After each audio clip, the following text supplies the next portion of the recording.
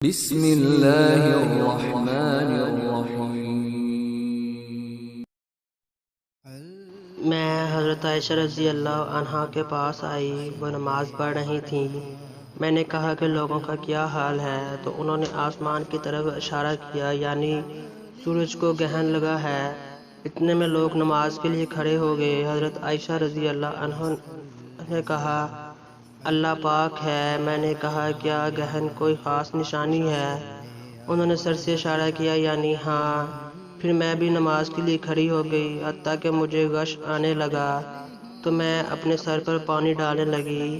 پھر نماز کے بعد رسول خدا صلی اللہ علیہ وآلہ وسلم نے اللہ تعالیٰ کی تعریف کی اور اس کی صفت بیان فرمائی۔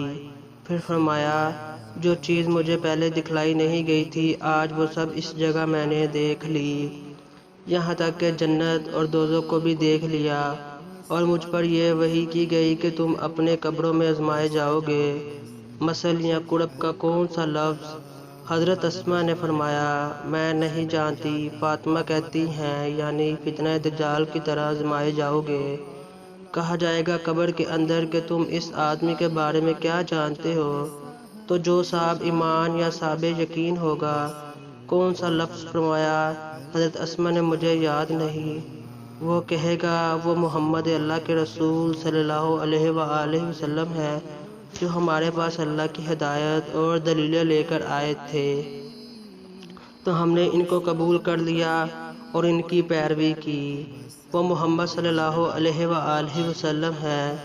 3 بار اسی طرح کہے گا، پھر اس سے کہہ دیا جائے گا کہ آرام سے سو جاؤ، بے شک ہم نے جان لیا کہ تم محمد صلی اللہ علیہ وآلہ وسلم پر یقین رکھتے ہو، اور بہرحال منافق یا شکی آدمی میں نہیں جانتی کہ ان میں سے کون سا لفظ حضرت اسما نے کہا۔